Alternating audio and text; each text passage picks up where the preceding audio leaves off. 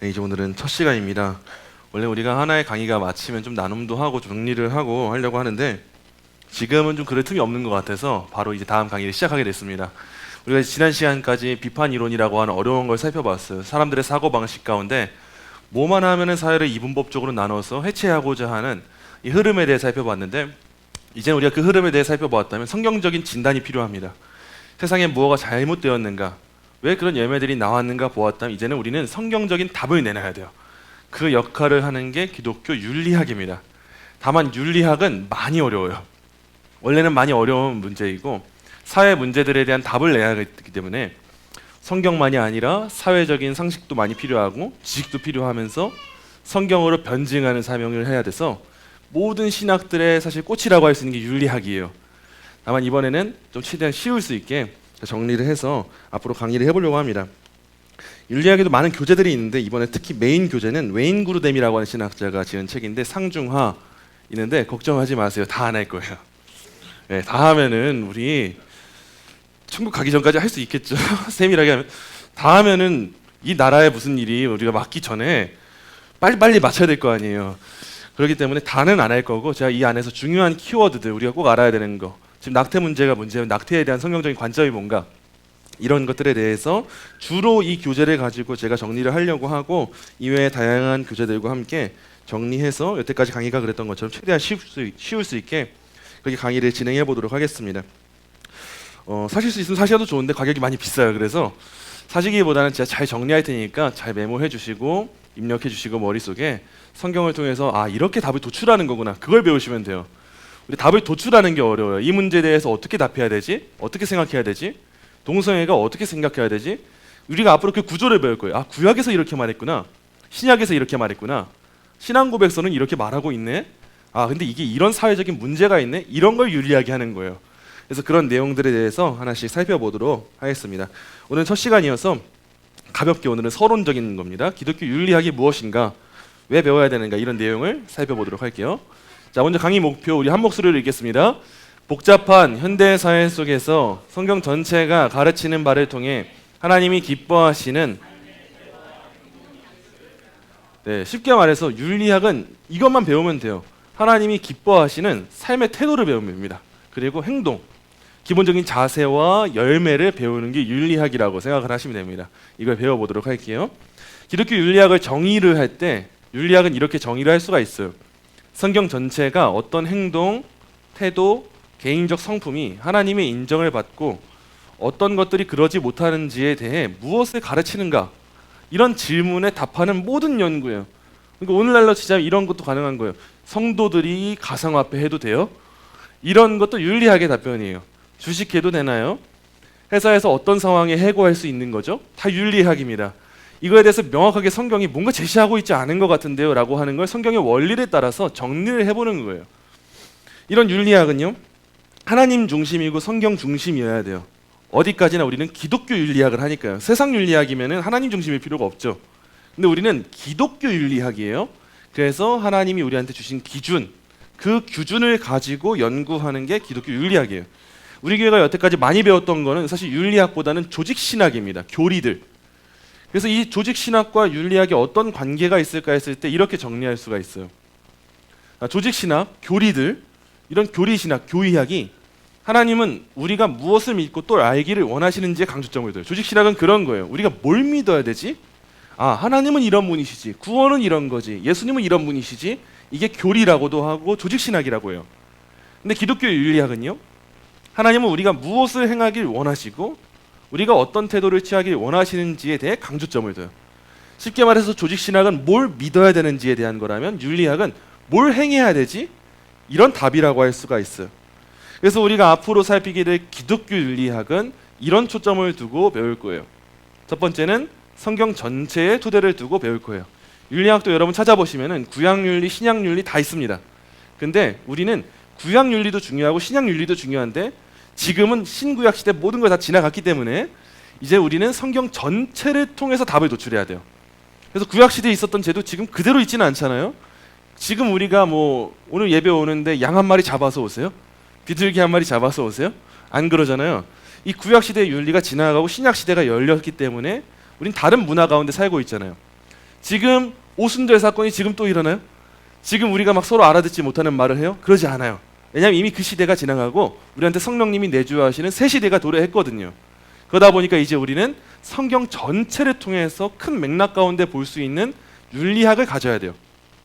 그래서 이런 윤리학의 목적이 뭐냐 했을 때 딱 하나예요. 하나님의 영광이에요. 우리가 신학을 배우는 것도 마찬가지죠. 우리가 말씀 듣는 것도 마찬가지고 기도하는 것도 마찬가지고 잔학계나 우리의 최고의 목적은 뭐냐면 하나님의 영광이에요. 사나 죽으나 우리는 언제나 하나님 영광을 목적으로 하기 때문에 이 목적을 가지고 윤리학을 하다 보면 동성애 문제 명확한 거예요. 하나님이 아니라고 하면 아닌 거다. 이게 왜 그렇게 하냐? 우리가 그냥 정치에 빠져서 아니요. 하나님 영광을 위해서 이런 윤리학을 우리가 가지게 될 거예요. 이게 앞으로 우리가 다루게 될 기독교 윤리학의 특징입니다.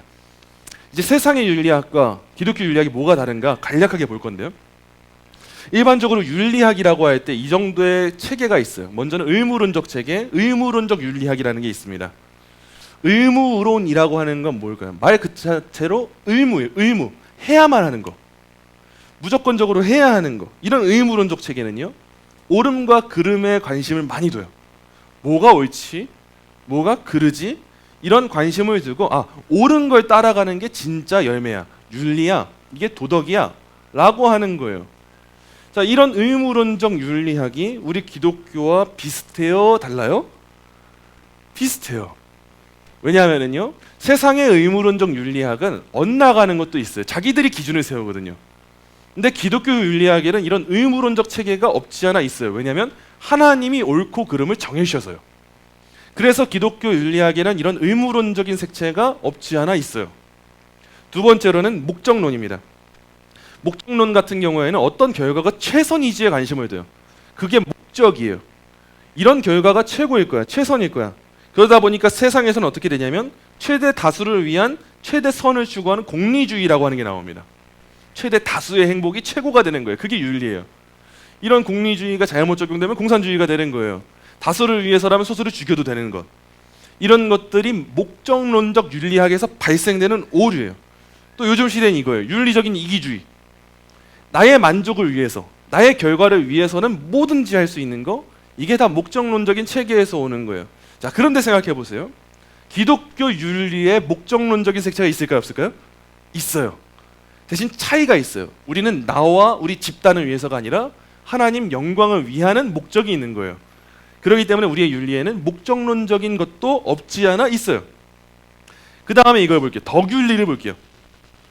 덕윤리라고 하는 건 뭐냐면 사람의 됨됨이에 주목하는 윤리예요. 어떤 게 좋은 거지? 어떤 게 사람을 사람답게 하는 거지? 어떻게 해야 이 사람이 좋은 열매를 맺지? 기독교 윤리에 이런 측면이 있냐 없냐 했을 때 있어요. 기독교 윤리도 됨됨이를 강조합니다. 어떤 됨됨이냐면 그리스도의 형상을 닮아가는 됨됨이. 그 됨됨이를 기독교 윤리가 강조를 해요. 그런 점에서 이 덕윤리도 기독교와 비슷한 면이 있고 공유하는 면이 있어요. 근데 딱 하나 받아들이지 못하는 세상의 윤리학이 있는데 그게 뭐냐면 상대주의입니다. 상대주의만큼은 절대 우리랑 함께 할 수가 없어요. 상대주의는 말 그대로 절대적인 건 아무것도 없고 다 상대적인 거야. 이러다 보니까 우리 기독교와 정면으로 부딪혀요. 왜냐하면 기독교는 절대적인 게 있다라고 말을 해요. 절대적인 기준이 명확한 게 기독교 윤리예요. 근데 상대주의는 이 세상 문화 가운데 문화에 뭐 옳은 게 없다, 그른 게 없다, 다 맞을 수 있다 하면 문화적 상대주의가 돼요. 각 사람의 기호에 따라서 뭐든지 다 선택할 수 있는 게 윤리야라고 하면요, 개인적 상대주의가 돼요. 아마 제가 보기엔 요즘 대중매체, 대중문화에 있는 윤리체계는 다 상대주의에 속하는 것 같아요. 다 자기도 맞고 너도 맞고 다 맞대요. 이게 포스트 모더니즘이잖아요. 근데 희한해요. 기독교만 틀리대요. 아니 이런 상대주의가 어디 있어요. 상대주의가 진짜 말이 똑바로 되려면은 기독교도 맞다고 해줄 수 있어야 되는 거 아니에요? 근데 희한해요. 이슬람도 되고 불교도 되고 다 되는데 기독교만 안 된다는 거예요. 이런 게 흔히 우리가 많이 발견할 수 있는 윤리학의 체계입니다. 이런 건 세상에서도 다 있어요. 근데 결론적으로 기독교 윤리학이 뭔가를 보니까 이렇게 정리할 수 있을 것 같아요. 자, 이렇게 기독교 윤리라고 하는 하나의 건물에 물이 흘러 들어온다 생각을 해보세요. 첫 번째로 기독교 윤리학에는 의무론적인 측면이 있어요. 왜냐하면 하나님의 계명이 옳고 그름의 규범이 되거든요. 이게 우리의 윤리예요. 우리는 옳고 그름이 명확해요. 또 두 번째로 목적론적인 측면이 우리 기독교 윤리에 있어요. 우리의 모든 것의 궁극적 목적이 뭐냐? 왜 이걸 배우냐? 하나님의 영광 때문이에요. 기독교 윤리에도 더 윤리적인 측면이 있어요. 왜요? 그리스도를 닮은 성품을 기르는 것을 목표로 하는 게 우리의 윤리니까, 우리의 열매니까. 근데 딱 하나는 안 돼요. 상대주의. 성경은 절대적 옳고 그름을 가르치기 때문에 배격할 수밖에 없는 게 상대주의예요. 그래서 우리 교회 안에서 꼭 사라져야 되는 건 그것도 맞고 이것도 맞을 수 있지, 신앙적인 영역에선 그럴 수 없어요. 세상에선 그런 경우가 어찌하나 있어요. 예를 들면 우리가 오늘 치판로마에 가서 짜장면을 먹을 수도 있고 짬뽕을 먹을 수도 있고, 이거는 뭘 해도 사실 상관이 없어요. 근데 오늘은 짜장을 드셔야 돼요. 오늘은 그래야만 하는데, 오늘은 절대적이에요. 오늘은 그래야만 하는데, 세상 가운데 있는 이 상대주의가 교회로 들어왔을 때 문제가 생깁니다.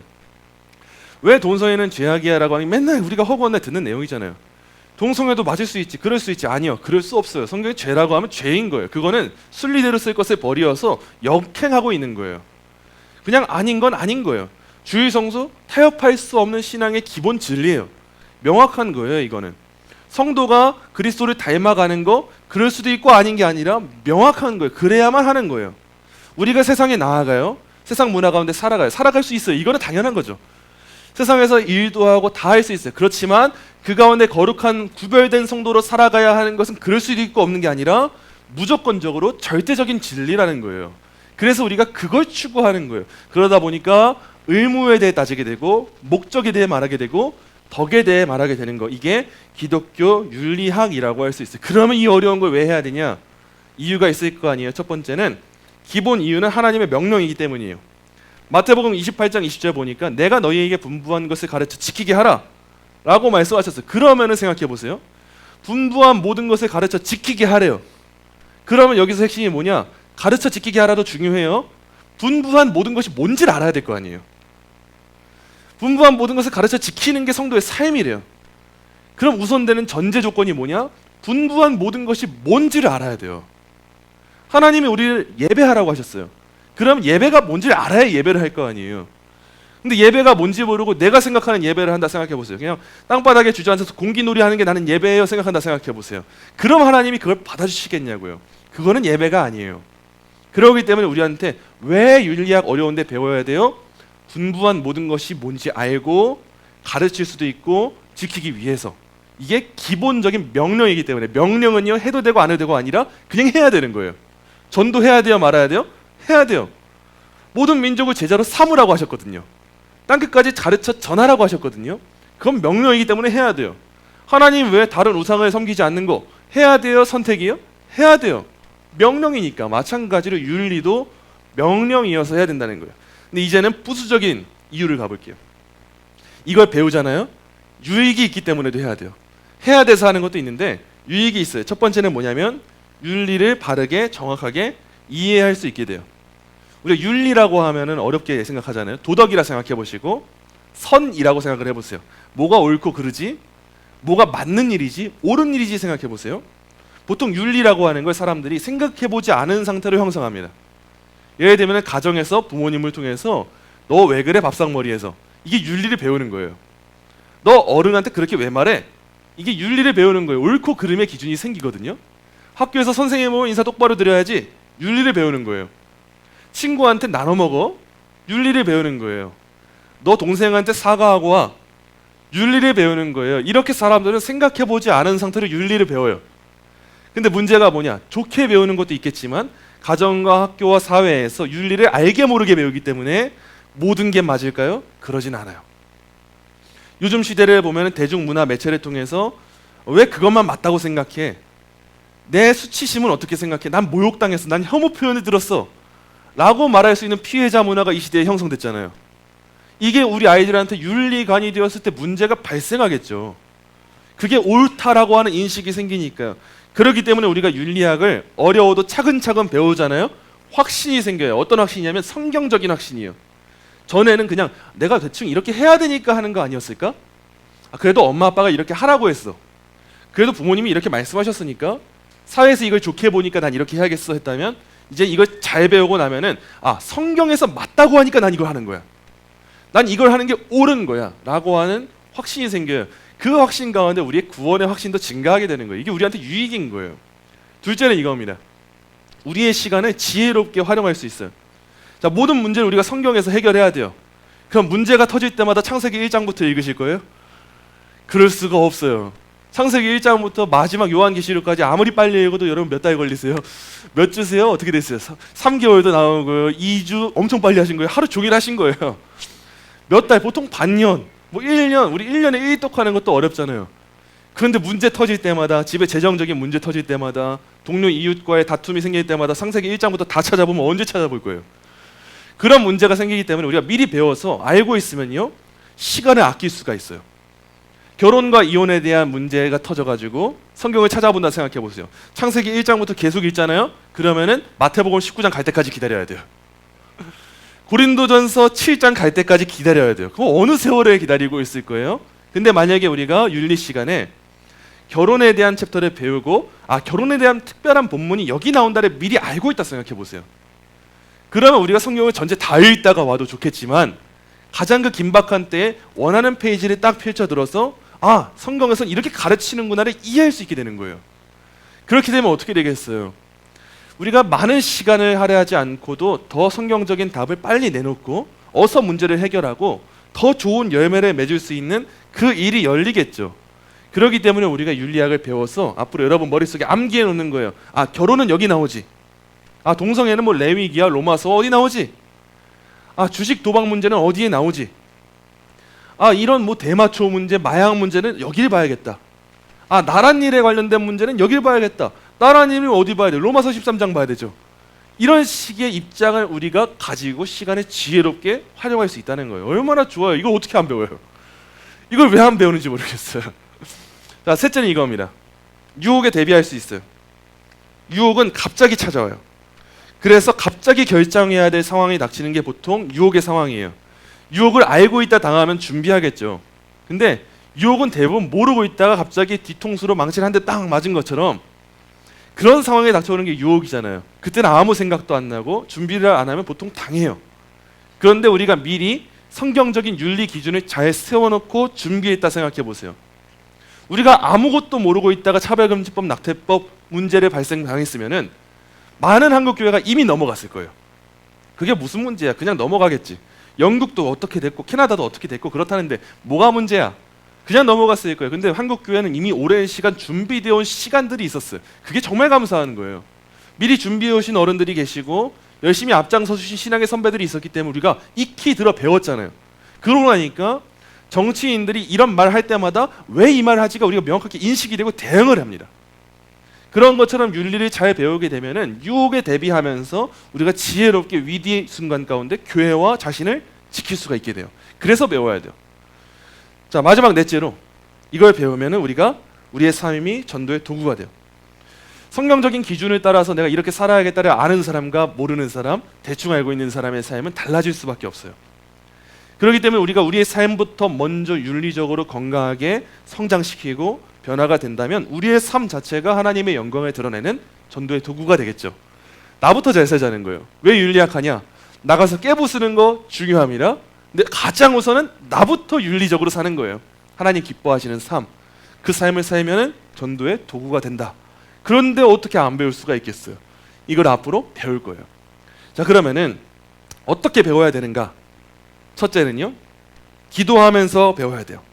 시편 기자가 119편 18절에서 내 눈을 열어서 주의 율법에서 놀라운 것을 보게 하소서 라고 기도를 했어요.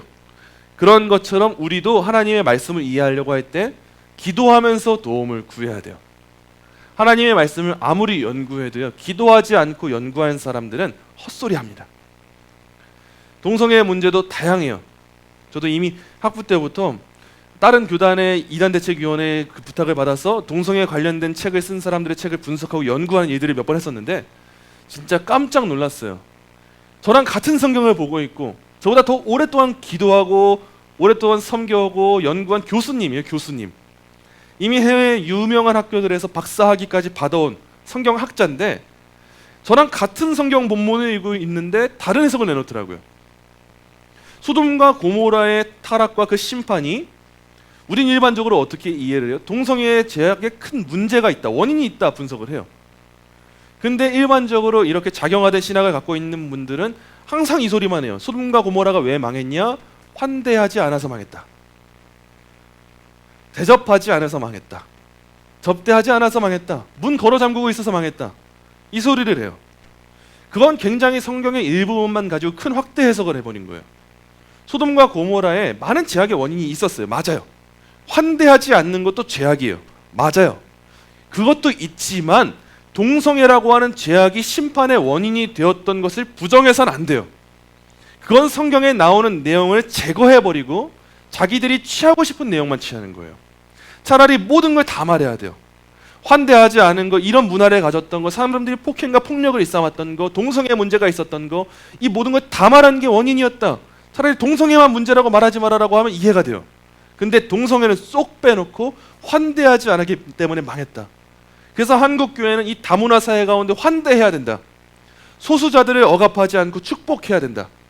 그 소수자들과 외국인 이민자들, 노동자들을 향해서 배려하고 나아갈 때, 때론 종교 통합 운동을 하고 나아갈 때 하나님 나라가 이 땅에 임하게 되는 거다라고 하는 말 같지도 않은 언변을 늘어놓는데, 우리가 이런 걸 알고 있지 못한 상태로 들었다면 대단해 보이는 목사님, 많은 미디어에서 곽강을 받고 있는 CBS 방송국에도 나오고 하는 이런 분들이 잘 먹고 잘 사는 법을 알려준다고 해서 알려주고 있는데, 우리가 깨어있지 않는다면 분별하지 못한 채로 성경 이렇게 있는 거구나, 그렇게 생각하지 않겠어요?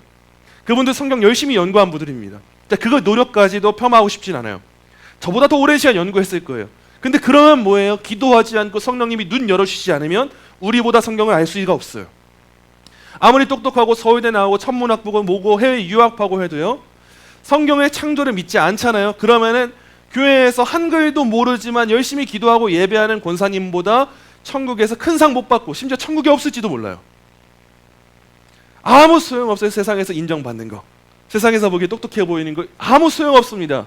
우리가 머릿속 채우는 거 이 시간 가운데 잘할 수 있어요. 근데 머릿속을 아무리 채워도 우리가 기도하면서 겸손하게 배우지 않으면 우리는 또 다른 괴물이 되어버리고 말 거예요.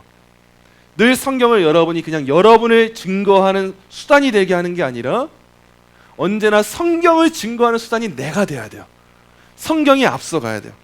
그렇기 때문에 우리가 언제나 성경을 바르게 이해하는 믿음 주시길, 우리 예배 때마다 성령 하나님의 조명하심의 은혜를 구하며 기도하잖아요. 왜 그러겠어요? 그냥 들려지고 말씀 증거될 수 있어요. 근데 성령님이 깨닫게 하시지 않으면 절대 깨닫지 못해요.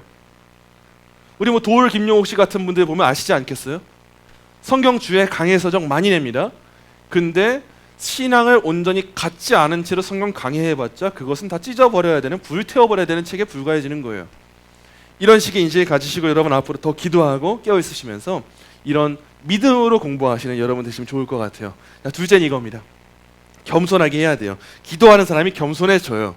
그래서 베드로전서를 보면은 이렇게 기록되어 있어요. 다 서로 겸손으로 허리를 동이라. 하나님은 교만한 자를 대적하시되 겸손한 자들에게는 은혜를 주시니라. 우리가 이제 이런 윤리를 배우게 될 때 우리 안에 지적 자만감이 종종 생깁니다. 교만감이 종종 생기게 돼요. 신학을 공부하게 되면 우리 교회처럼 신학 공부하는 교회가 많이 흔치 않기 때문에 처음에는 교만해지기 시작해요. 우리 교회 오래 했기 때문에 안 그러시겠지만 저는 그랬던 것 같아요. 처음 신학을 공부하고는 너무 이게 막 어디 가서 말하고 싶고 자랑을 하고 싶은데 복음을 부끄러워하지 않아서 자랑하는 게 아니라 내가 알고 싶은 거 말하고 싶어서 자랑하고 싶은 마음이 죄인인지라 들더라고요.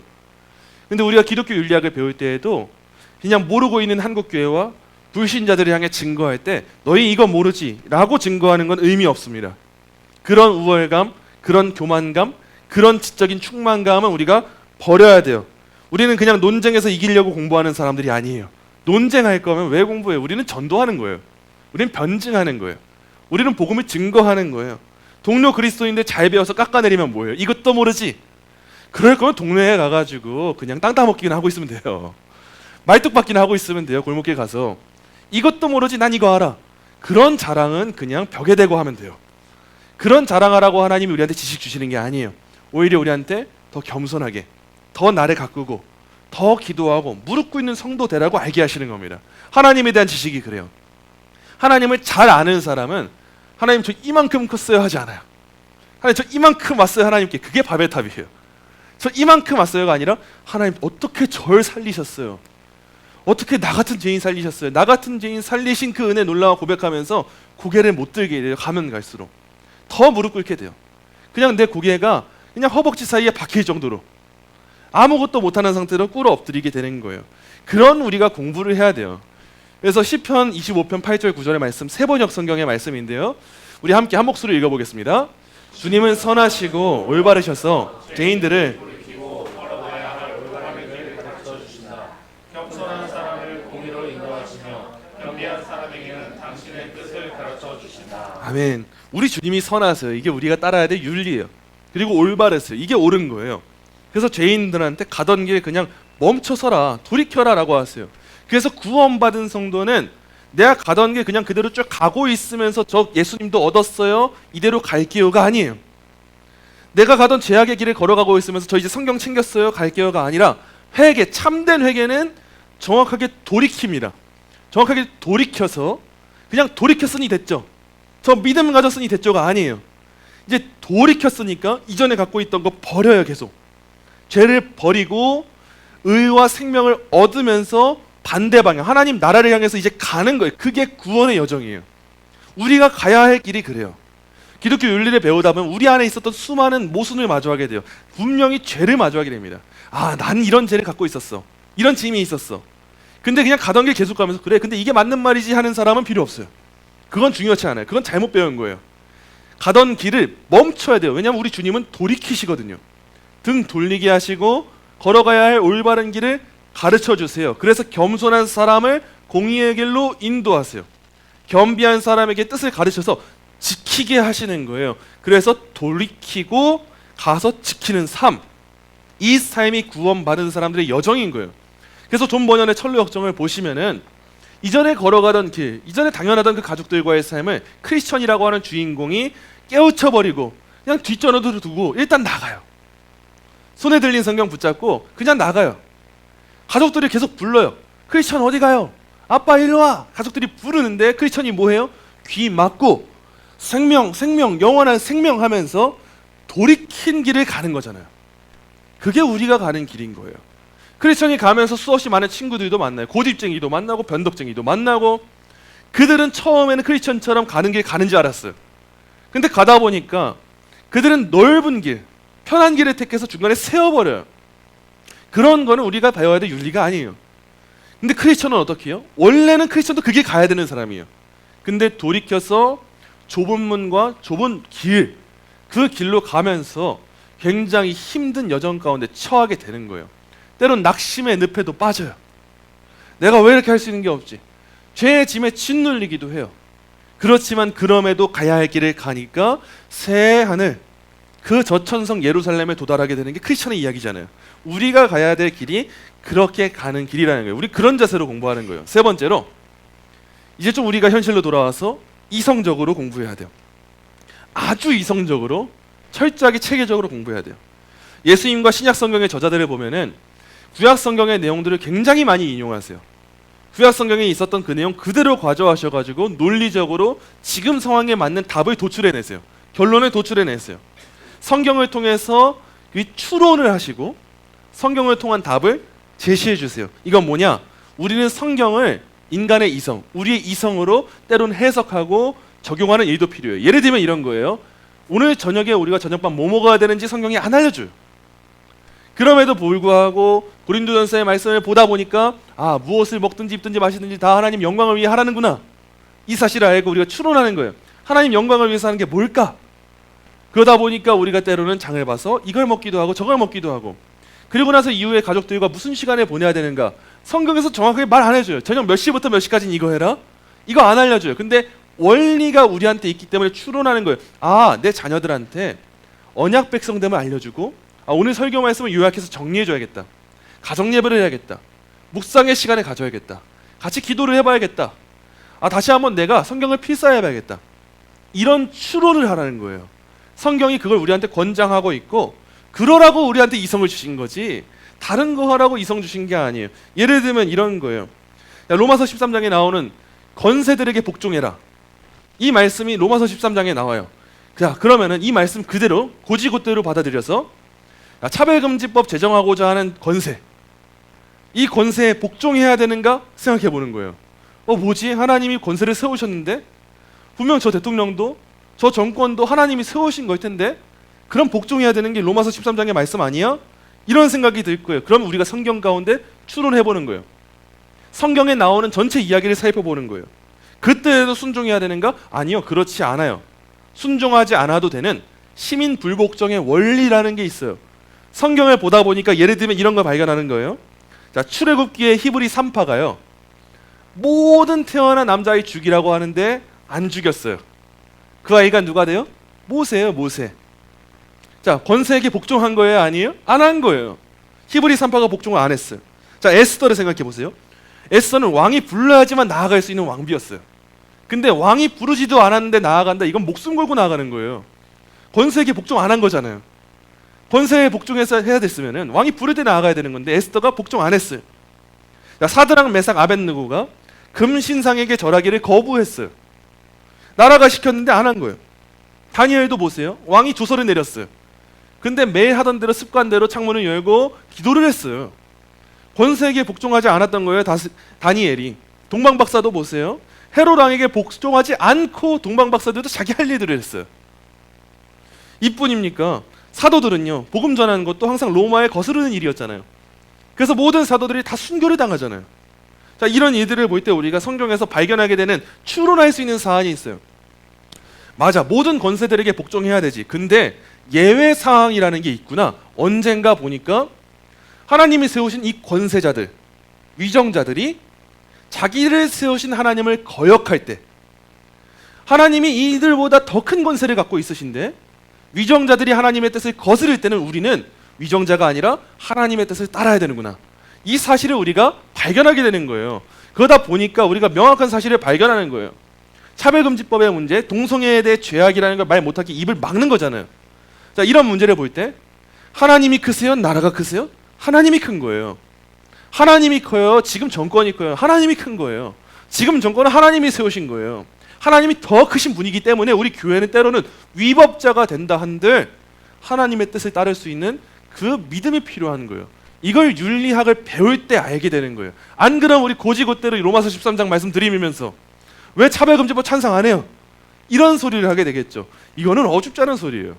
그거야말로 우리가 배워야 되는 이유인 거예요. 자, 마지막으로 기뻐하고 찬양하며 윤리학을 공부해야 돼요. 윤리 공부를 할 때, 우리가 신학 공부를 할 때 항상 냉랭하게 공부할 때가 있어요. 이게 이론이기 때문에, 철학적 체계가 있기 때문에. 우리 비판 이론도 그렇잖아요. 냉랭하게 공부할 수가 있는데 우리 윤리학 공부할 때는 더 그러면 안 돼요. 살아계신 하나님의 선한 기준과 그에 따르는 복을 우리가 탐구하는 거예요. 살아계신 하나님의 선한 뜻을 우리가 배우게 되면 이건 기쁜 거예요, 슬픈 거예요, 화나는 거예요, 뭐예요? 기쁜 거예요.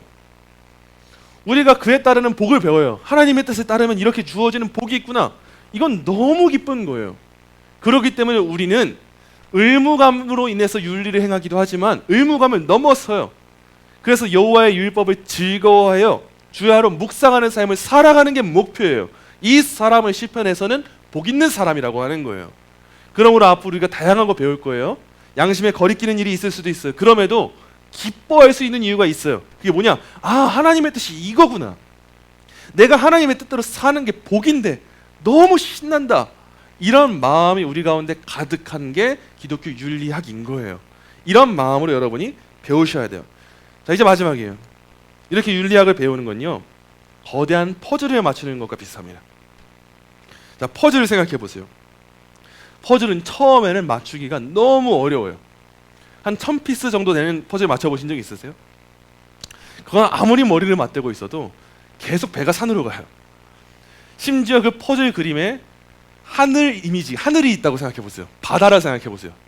진짜 화가 나가지고 다 버려버리고 싶어요. 하늘은 비교도 안 돼요. 바다는 뭐가 어디 부분인지 알 수가 없어요. 차라리 유명한 명화면 좋겠어요. 유명한 명화 퍼즐이면 그냥 따라 그리기라도 하고 맞추기라도 할 수가 있는데 자연 풍경이다, 산이다, 바다다, 하늘이다, 정말 어려워요. 1000피스의 퍼즐을 맞출 때 퍼즐을 보통 테두리부터 시작해서 200~300피스 정도 맞추면요, 이제 좀 할만하다라고 느껴진대요. 테두리부터 해서 200~300개를 맞춘 거예요. 그럼 이제 좀 할만하다고 느껴진대요. 그리고 절반인 500피스를 맞추면요, 퍼즐을 맞추는 속도가 비약적으로 상승한대요. 그때부터 쉬운 거예요. 퍼즐을 채워놓고 마지막 공간 채우는 거 어려우세요? 안 어려워요, 그거는. 근데 처음부터 하려고 하면 너무 어려운 게 퍼즐이잖아요. 우리가 이번 윤리학 강의를 통해서 뭘 하려고 하는 거냐면 미리 많은 조각의 퍼즐을 맞춰 놓으려고 하는 거예요. 미리 겉에 테두리만 맞추셔도 괜찮아요. 그것만 해도 이제 좀 할만하다 싶어지실 거예요. 그리고 어떤 분들은 500조각을 맞추시겠죠. 그러면은 속도가 비약적으로 늘어나서 답을 찾는 속도가 훨씬 빨라져요. 근데 1000피스에서 900피스를 맞춘 분들이 있다 생각해 보세요. 남은 100피스 맞추는 거는 너무 쉬운 일이 되어버립니다. 그건 한순간에 하는 거예요. 우리가 하는 윤리학 공부가 바로 그거예요. 나한테 어떤 삶의 문제가 닥쳤을 때, 윤리적인 결정을 해야 되는 순간이 왔을 때 미리 퍼즐을 맞춰 놓으면은 그 한 조각이 들어갈 자리를 찾는 게 너무 쉬워져요. 그래서 배우는 거예요. 우리가 성경이 말하는 모든 걸 다 할 수는 없어요, 처음부터. 그렇지만 열심히 배워서 미리 준비한 사람들은 나중에 실수할 가능성이 줄어들게 되겠고, 죄 지을 가능성이 줄어들게 되겠고, 더 아름다운 그림을 맞출 수가 있겠죠. 우리가 지난주까지 비판 이론에 대해서 냉소적으로 배웠어요. 세상의 흐름을 보고 판단하고 비평할 수 있는 눈을 갖게 되었어요. 이제는 그 분별력을 바탕으로 그럼 이제 어떻게 살아야 될까? 어떤 열매를 맺어야 될까? 답을 채워 넣어야 돼요. 그 답을 채워 넣는 과정 가운데 여러분 기쁨 잃지 마시고, 아 진짜 복되다. 하나님 말씀이 이렇게 교훈하고 있구나. 아 정말 즐겁다. 정말 묵상하고 묵상해도 아깝지 않은 시간이다. 이런 마음으로 그렇게 자라갈 수 있는 저와 여러분의 이번 여정이 되기를 간절히 소망합니다.